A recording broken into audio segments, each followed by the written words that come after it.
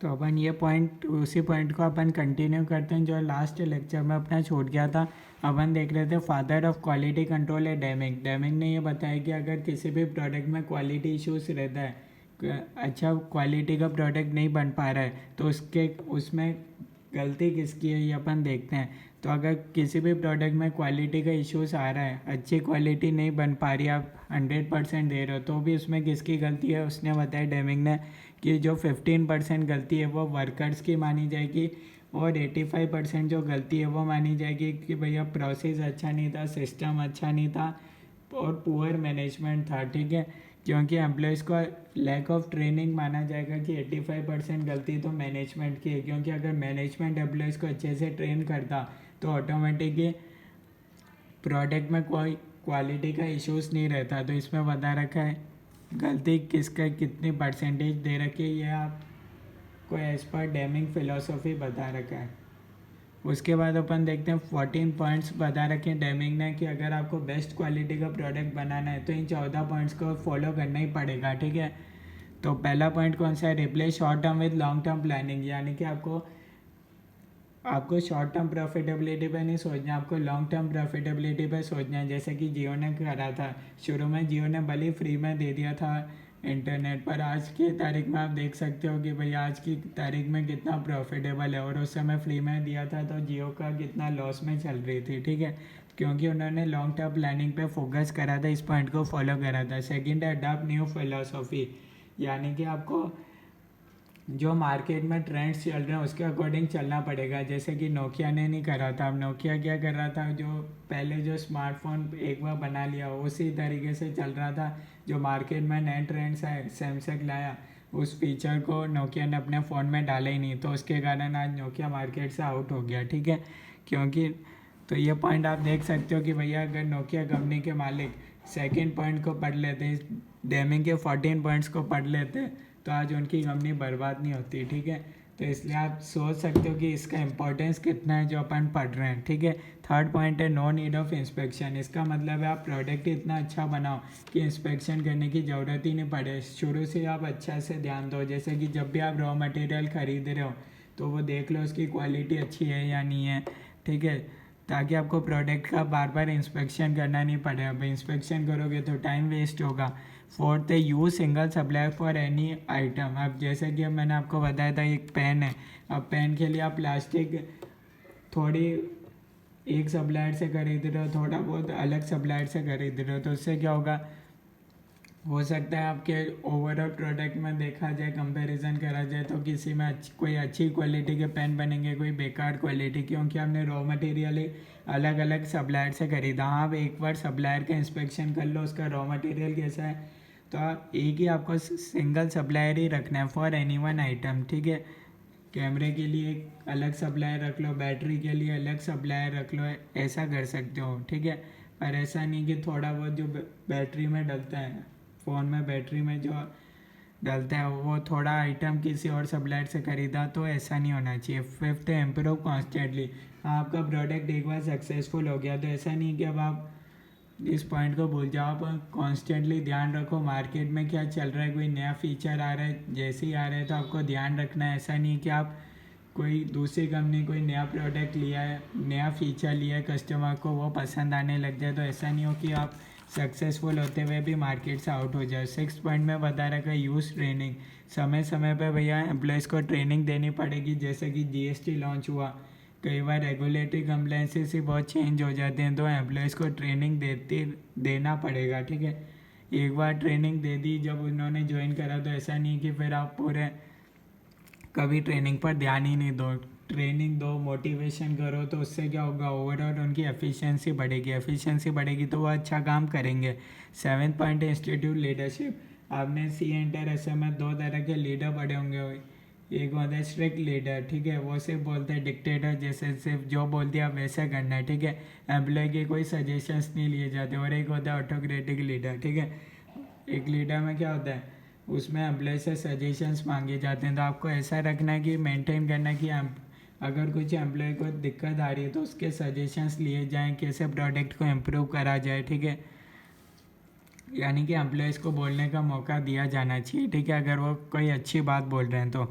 At the eliminate fear, वही किसी के मन में कोई ऐसा नहीं कि जैसे कि आपका प्रिंसिपल आपको डरा के रखता है कि ये काम फटाफट हो जाना चाहिए, तो उससे क्या होता है, क्वालिटी पे फ़र्क पड़ता है। और यूँ ही बोल दिया कि हाँ भैया बेस्ट क्वालिटी में करके देना और नॉर्मल टाइम लिमिट दे रखी, तो आपके मन में भी कोई फियर नहीं रहेगा। और अगर आपकी कोई गलती हो भी गई तो आप उसको बता पाओगे। अदरवाइज अगर आपका प्रिंसिपल स्ट्रिक्ट टू आर्टिकलशिप में, तो आप कोई गलती हो भी जाती है तो आप नहीं बताते हो, तो उससे क्या फ़र्क, क्वालिटी पे फ़र्क पड़ता है। तो ऐसा नहीं होना चाहिए ऑर्गेनाइजेशन में। नाइन्थ है break down barrier between departments.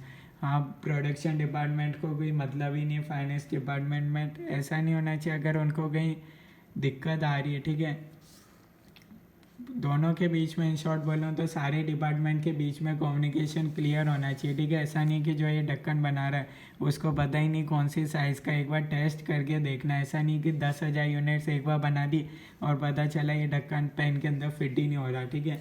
एक प्रोडक्ट बनाए तो एक बार सैम्पल बेसिस पर पूरी सब टेस्टिंग हो जानी चाहिए, ठीक है।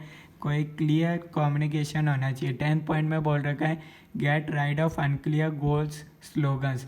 ये पहले के ज़माने में होता था जब स्मार्टफोन नहीं होते थे, क्योंकि उनको एम्प्लॉयज़ को कम्युनिकेशन करना पड़ता, अगर कोई टाइम चेंज होता था, किसी दिन छुट्टी के दिन बताना होता तो ये पहले के ज़माने में होता था कि फैक्ट्री के गेट के बाहर नोटिस चिपका दिया जाता था। आजकल तो व्हाट्सएप हो गया तो सारी बातें पहले से ही क्लियर हो जाती है, रियल टाइम में कम्युनिकेशन हो जाता है। तो 10th पॉइंट इतना रिलेवेंट नहीं है, आप देख सकते हो, ठीक है। 11th है एलिमिनेट मैनेजमेंट बाय ऑब्जेक्टिव्स, ठीक है। ऐसा नहीं होना चाहिए कि आप बहुत ही स्ट्रिक्ट लीडर बन गए आपके डिपार्टमेंट में और आपने फैसला सुना दिया कि भैया एक दिन के अंदर 5,000 यूनिट्स बननी चाहिए, फिर चाहे एम्प्लॉय, फिर उससे क्या होगा, अगर आप ऐसा बोलोगे तो 5,000 यूनिट्स बनानी है एम्प्लॉय को, तो उससे क्या होगा, एम्प्लॉय 5,000 यूनिट्स बना तो देगा पर क्वालिटी पे कॉम्प्रोमाइज़ कर देगा। तो आपको ध्यान रखना है कि आपकी मशीन में एम्प्लॉय कितना ये एक दिन में यूनिट्स बना सकते हैं, ताकि क्वालिटी भी मेंटेन रहे। ऐसा नहीं है कि क्वालिटी बिगड़ने लग जाए, ठीक है। 12th पॉइंट बोल रहे हैं remove barriers to pride of workmanship. आज मान लो एप्पल कंपनी का फाउंडर अगर उसी कंपनी के एम्प्लॉय के साथ ही बैठ के काम करेगा तो उससे हाँ एम्प्लॉय को लगेगा कि हाँ भैया थोड़ा सही चल रहा है। तो ऐसा कोई बैरियर नहीं होना चाहिए, उससे क्या होगा, ऑर्गेनाइजेशन की ग्रोथ डे बाय डे बढ़ती जाएगी। 13th पॉइंट मैं बता रहा हूँ, थोड़ा सा इम्पोर्टेंट है हर ऑर्गेनाइजेशन में, implement education and self improvement. देखो जो आज आप कर रहे हो वो आपको कंपेयर करना है कि आपने कल क्या किया, कल से कुछ अच्छा आपको आज इम्प्रूव करना है। जैसे कि एप्पल कंपनी ने 2024 में जो आईफोन बनाया, अब जो 2025 में आईफोन रिलीज़ होगा तो वो कंपेयर करेंगे कि हमने कुछ इम्प्रूवमेंट करा है या नहीं करा है, ठीक है। ये बहुत पॉइंट इंपॉर्टेंट है, क्योंकि अगर आप देखते जाओगे बाद जो चल रहा है चलने दो, तो उससे क्या होगा, धीरे धीरे आप मार्केट के ट्रेंड्स को भूल जाओगे और आप अपनी अलग ऑर्गेनाइजेशन में चलते रहोगे, जैसे कि नोकिया ने करा था। 14th पॉइंट है मेक ट्रांसफॉर्मेशन एवरीवन्स जॉब। यानी कि अगर कोई ऑब्वियसली अगर प्रोडक्ट सक्सेस हुआ तो सारे एम्प्लॉयज़ का हाथ है, सबको मिलना चाहिए रिवॉर्ड। और अगर कोई प्रोडक्ट बेकार है तो भी सारी गलती सबकी, टॉप लेवल से बॉटम लेवल सबकी गलती है, ठीक है। ऐसा नहीं है कि जब रिवॉर्ड का इनाम की बारी है तो टॉप लेवल ने ले लिया, ये बहुत होता है। जैसे कि ऑर्गेनाइजेशन में सैलरी टॉप लेवल की बढ़ती है जब कंपनी को प्रॉफिट होता है, लो लेवल का नहीं बढ़ती है, तो उससे क्या होता है, उनके मन में थोड़ा सा डिससेटिस्फेक्शन रहता है, तो उससे काम पर फ़र्क पड़ता है, ठीक है। उसके बाद नेक्स्ट टॉपिक अपनी बुक में दे रखा है PDCA cycle. Exam point of view से इसका मैं आपको एग्ज़ाम का ही एग्जाम्पल दे देता हूँ। जैसे कि PDCA साइकिल में क्या होता है, plan, do, check and act. Full form exam में आ सकती है PDCA की, प्लान, डू, चेक, एक्ट। याद कर लो, प्लान, डू, चेक, एक्ट। इसका क्या मतलब है, जैसे कि आपके एग्ज़ाम होते हैं तो आप क्या करते हो, सबसे पहले प्लानिंग करते हो कि एक दिन में कितने चैप्टर पढ़ सकते हो। उसके बाद आप डू करते हो कि हाँ भैया वाकई में जितने प्लानिंग करी उसके हिसाब से करके देखते हो। चेक करते हो भैया, टेस्ट अपना खुद का टेस्ट लेते हो एग्ज़ाम से पहले, मॉक टेस्ट। उसके बाद एक्ट, अगर मॉक टेस्ट में कम नंबर आ रहे हैं तो फिर वापस से नई प्लानिंग करते हो। तो ये होती है PDCA साइकिल। ऐसा ऑर्गेनाइजेशन में भी चलता है, सेम है, कोई दिक्कत नहीं है।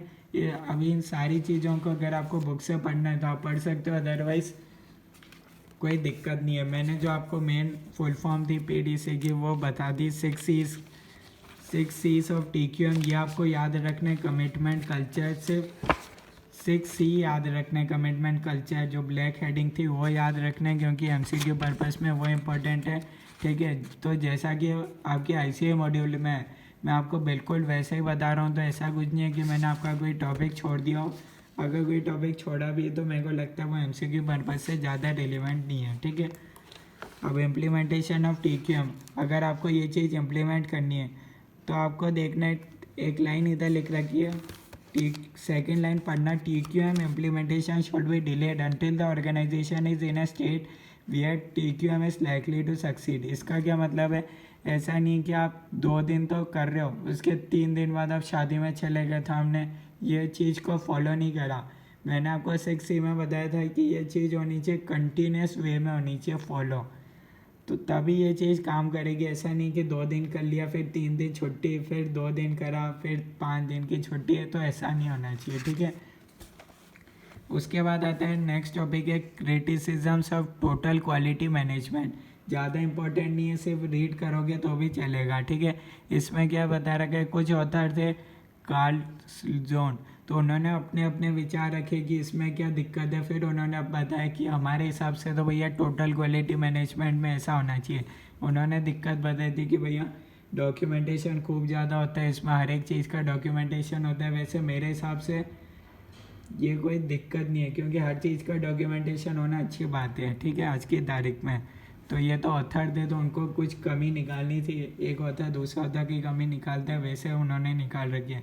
उन्होंने सेकंड पॉइंट बोला, यहाँ क्वालिटी एश्योरेंस पे ज़्यादा एम्फोसिस यानी कि जोर दिया जाता है रेदर देन इम्प्रूवमेंट, यानी कि अच्छी क्वालिटी का प्रोडक्ट होना चाहिए। इसका ये मतलब है internal focus more than customer orientation, या इंटरनल चीज़ों पर ज़्यादा ध्यान दिया जाता है ताकि प्रोडक्ट अच्छा बने कस्टमर ओरिएंटेशन से, यानी कि कस्टमर के हिसाब से सोचते हो पर कम सोचना। इंटरनली हम इतना अच्छा कर रहे हैं कि कोई डिफेक्ट रहे नहीं, अब हम तो 0 डिफेक्ट पे कई बार बात कर दें। ठीक है, तो अब उन ऑथर ने कई ऑथर कमी निकालते हैं जो प्रोसेस चल रहा है टोटल क्वालिटी मैनेजमेंट का।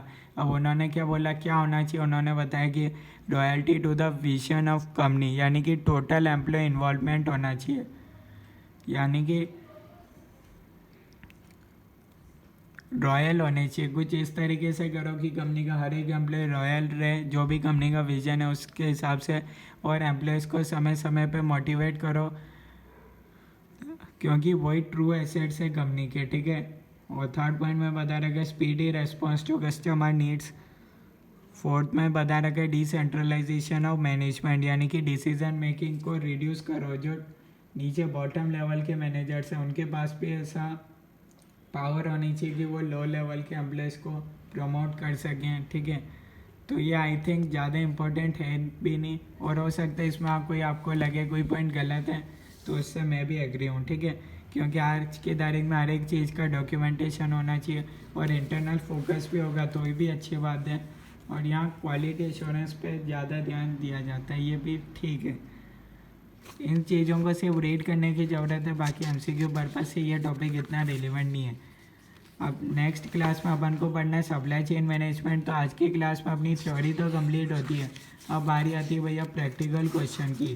प्रैक्टिकल क्वेश्चन सॉल्व करना बहुत इंपॉर्टेंट है, क्योंकि जितना थ्योरी इंपॉर्टेंट है उतना ही अपने एग्जाम पर्पज से प्रैक्टिकल भी इम्पॉर्टेंट है।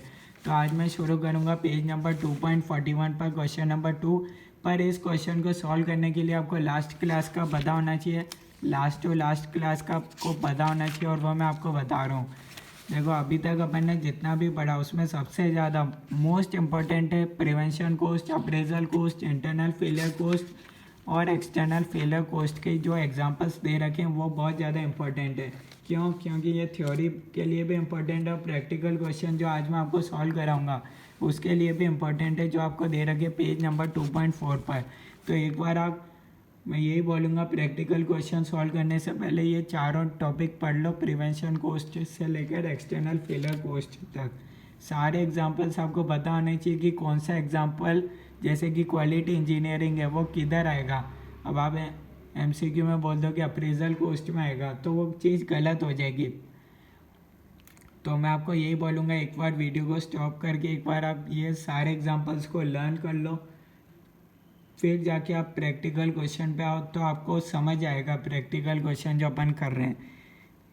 ये आई थिंक आप रीड कर सकते हो, ठीक है। ऑलरेडी मैं आपको बता चुका हूँ जब मैंने आपको बताया था। अब जैसे कि यहाँ दे रखा है इंस्पेक्शन एंड टेस्टिंग मटेरियल्स, अगर आपने इसको प्रिवेंशन कॉस्ट में कर दिया तो अपना आंसर गलत आ जाएगा और थ्योरी में डायरेक्ट गलत हो जाएगा। तो ये आपको पता होनी चाहिए कौन सी चीज़ कहाँ आएगी। जैसे इंटरनल फेलियर कॉस्ट में रीडिज़ाइन, रीटेस्ट, डाउन टाइम, ये सारी चीज़ें मैं आपको बता रहा हूँ प्रैक्टिकल में अपने काम आएगी, प्रैक्टिकल क्वेश्चंस में। तो ये आपको पता होनी चाहिए किस चीज़ का पार्ट है इंटरनल फेलियर कॉस्ट का। एक्सटर्नल तो फिर भी अपन तुक्का लगा लेते हैं, जैसे कि वारंटी कहाँ से आएगी, कस्टमर से ही आती है, तो वो एक्सटर्नल फेलियर कॉस्ट है। Lost market share, customer support, recalls, तो हर एक चीज़ इम्पोर्टेंट है जो अपना एग्जांपल है। तो मैं ये अज्यूम कर रहा हूँ ये चीज़ आपको पता है, उसके बाद मैं ये क्वेश्चन को स्टार्ट कर रहा हूँ, ठीक है। देखो क्वेश्चन आपको तभी समझ आएगा जब आपको ये चीज़ आती होगी, बैक चीज़ें आनी चाहिए, ठीक है। जितना बता रहा हूँ बस उतना याद कर लो, एग्ज़ाम में पास हो जाओगे, ठीक है, विद एग्जाम्शन। तो मैं शुरू कर रहा हूँ क्वेश्चन नंबर 2। इसमें लिख रखा है the CEO of P limited.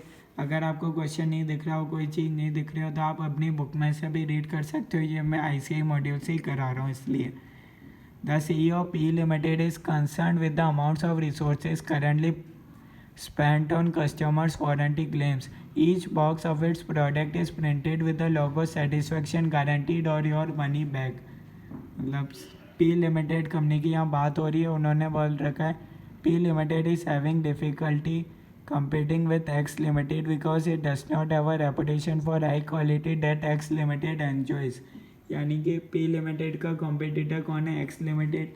X limited already market में टॉप पे चल रहा है। Since the warranty claims are so high, the CEO of P limited would like to evaluate what cost are being incurred to ensure the quality of product. Following information is collected from various departments within the company relating to 2022-23।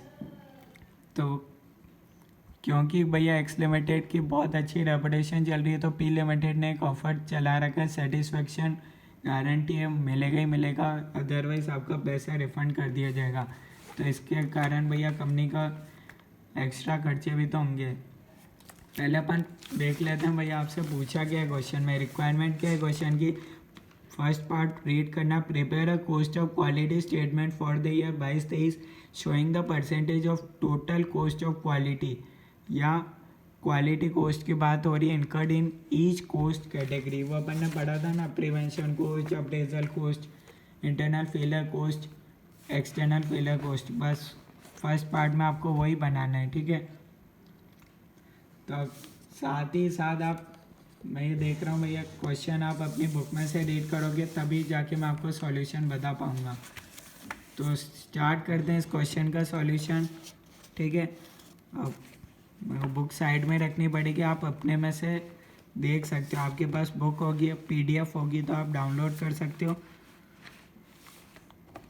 जो भी चीज़ मैं आपको बताऊँगा solution में आप उस हिसाब से देख लेना। सबसे पहले आपको बोला है भैया, सबसे पहले आपके फर्स्ट पार्ट में बोला है कॉस्ट ऑफ क्वालिटी स्टेटमेंट बनाना है, ठीक है। ये अपना फर्स्ट लेक्चर का टॉपिक है। तो इसमें अपन क्या करते थे,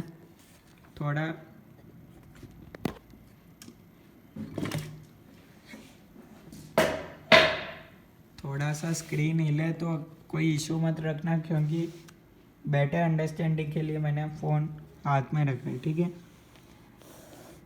अपन जानते हैं भैया 4 तरह की कॉस्ट है, prevention cost, appraisal cost, internal failure cost और एक्सटर्नल फेलियर कॉस्ट।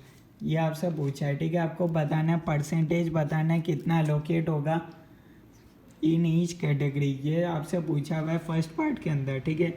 उसके लिए कुछ डेटा बता रखे हैं 22-23 में, आपके लिए आपको कुछ डेटा बता रखे हैं। पहला है वारंटी क्लेम्स। तो मैंने आपको जैसा कि बताया था कि भाई आपको पता होना चाहिए कौन सा कहाँ आएगा। वारंटी का इशू कहाँ आता है, एक्सटर्नल फेलियर कॉस्ट में, जब कस्टमर बोले कि ये प्रोडक्ट डिफेक्टिव निकला, तब जाके वारंटी की बारी आती है। तो इसको अपन लिखेंगे 4,25,000 को, इस कॉस्ट को अपन इधर लिखेंगे। सेकंड पॉइंट है एम्प्लॉय ट्रेनिंग कॉस्ट। तो एम्प्लॉय ट्रेनिंग कॉस्ट अपने पास आएगा प्रिवेंटिव कॉस्ट के अंदर, ठीक है। अब ये इसमें क्यों आ रहा है, क्योंकि आपके बुक में एग्जांपल्स में जो चीज़ जहाँ दे रखी है सेम अपन को उसको वहीं लिखनी है, ठीक है। तो इसलिए मैंने आपको बोला था ये चीज़ आपको याद होनी चाहिए। 1,20,000। थर्ड पॉइंट में दे रखा है रीवर्क।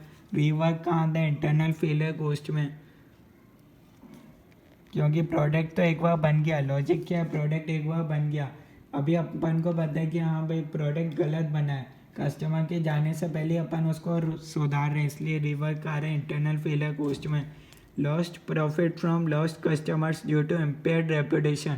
रेपुटेशन कब खराब होती है, जब कस्टमर के हाथ में चला जाता है कस्टमर, यानी कि एक्सटर्नल फेलियर कॉस्ट 8,10,000।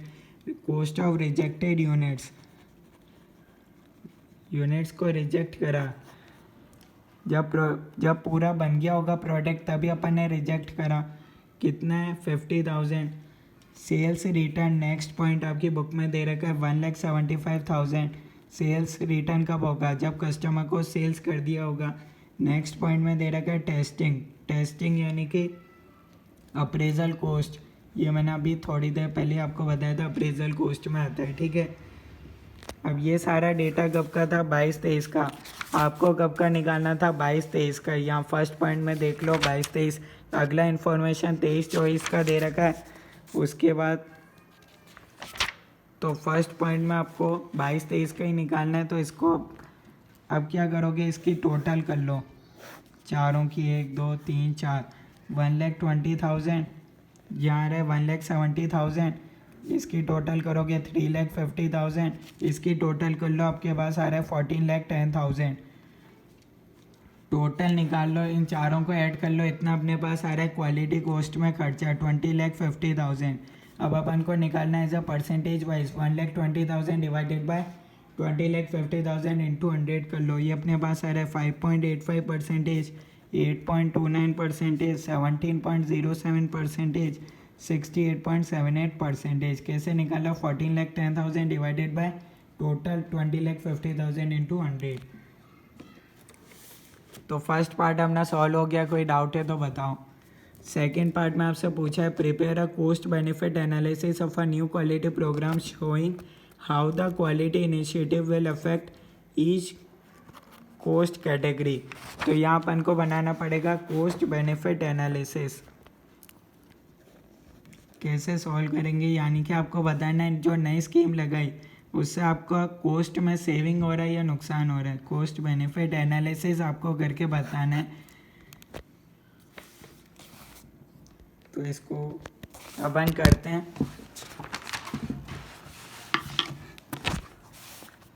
ये रहा, कॉस्ट बेनिफिट एनालिसिस बना रहे हैं, सेम इसी तरीके से बनाना होता है। एक होता है प्रिवेंशन कॉस्ट, वही सेम फॉर्मेट, तो appraisal cost, internal failure cost और एक्सटर्नल फेलियर कॉस्ट, ठीक है। सबसे पहले क्या बता रखा है, यहाँ आपको बनाना है कॉस्ट बेनिफिट एनालिसिस बनाना है, यानी कि अब अपना जो नई स्कीम लगाई अपन ने, न्यू क्वालिटी प्रोग्राम बनाया, उससे अपना फ़ायदा होगा या नुकसान होगा, बस अपन को इतना बनाना है। पहला तो ये अपना खर्चा स्पेंडिंग, यानी कि ये खर्चा और होगा नई स्कीम में। इंस्पेक्शन कॉस्ट, इंस्पेक्शन कहाँ आता है,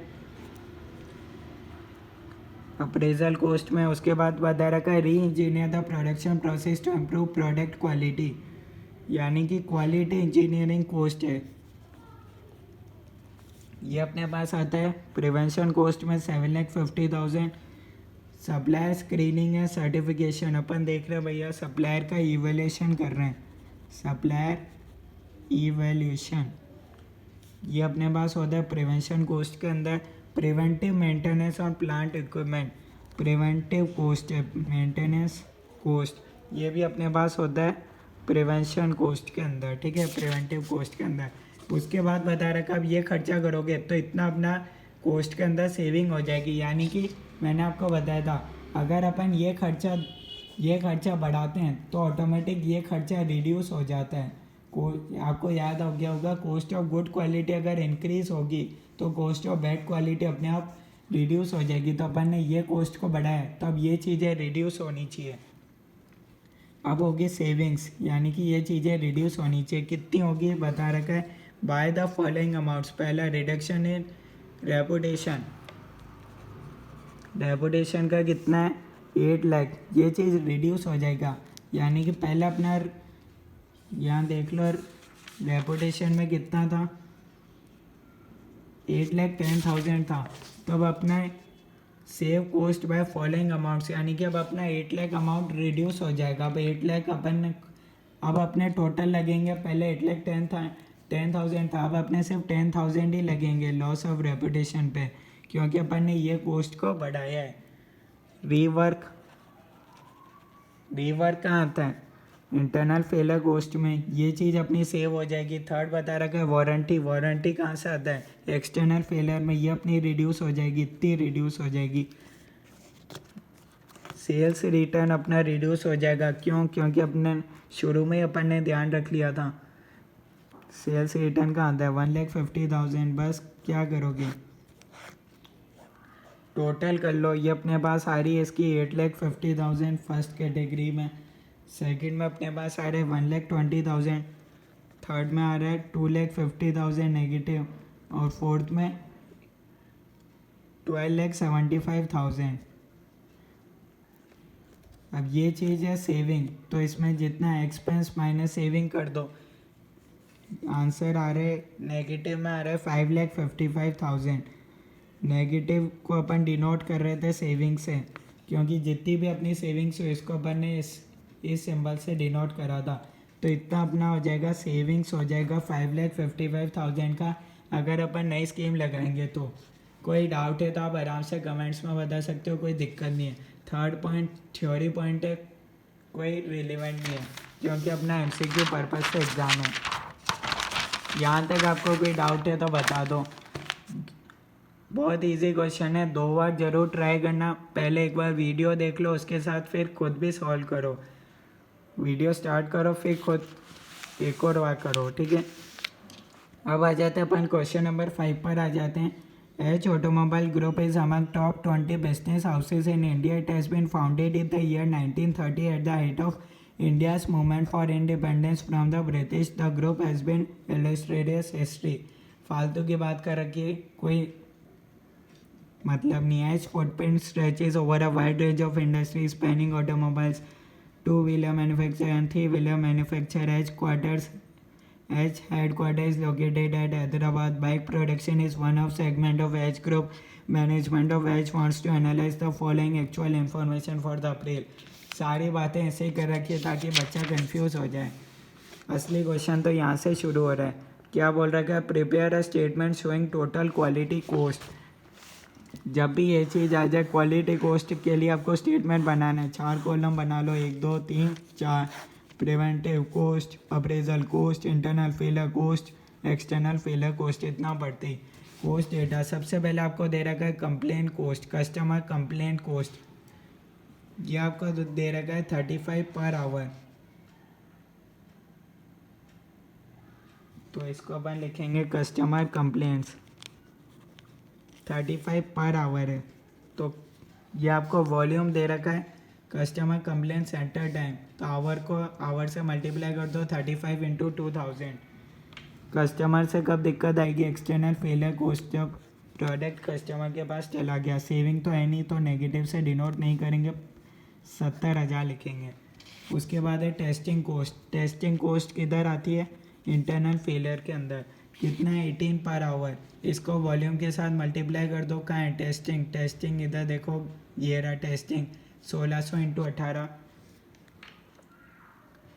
टेस्टिंग अपने पास आएगा अप्रेजल कॉस्ट में, ठीक है। यहाँ तो अपने पास आता है रिवर्क आता है 28,800। थर्ड पॉइंट में बता रखा है वारंटी कब आती है, जब कस्टमर के पास प्रोडक्ट सेल हो जाता है। कितना है 1560 पर बाइक, इसको नंबर ऑफ बाइक से मल्टीप्लाई कर दो, बहुत इजी है। वारंटी को 2600 इंटू 1560, 40,56,000। नेक्स्ट है अपने पास रीवर्क। रीवर्क अपने पास है 228 पर बाइक, इसको वॉल्यूम के साथ बस मल्टीप्लाई करना है। रीवर्क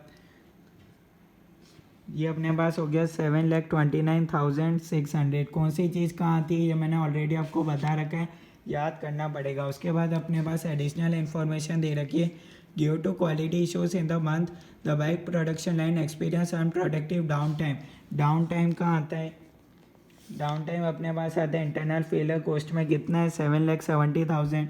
कौन सी चीज़ कहाँ आती है ये आपको याद रखना पड़ेगा। डाउन टाइम आता है इंटरनल फेलियर कॉस्ट में। H carried out a quality review of its existing suppliers to enhance quality levels during the month at a cost of 1,25,000। Quality review cost कहाँ आती है? प्रिवेंटिव कॉस्ट के अंदर 1,25,000। बस क्या करनी है, चारों की टोटल कर लो। 1,25,000, 28,800।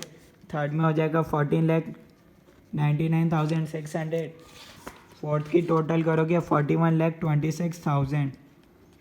अब इन सब की टोटल कर लो तो वो अपने पास हो जाएगा क्वालिटी कॉस्ट।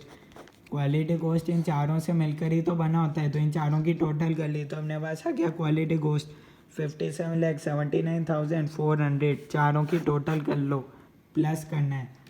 सेकेंड पॉइंट में आपको बता रखा है advice any two measures to reduce the non conformance cost, यानी कि कस्टमर को पसंद नहीं आएगा प्रोडक्ट, उसको रिड्यूस करना है। तो कैसे कर सकते हो?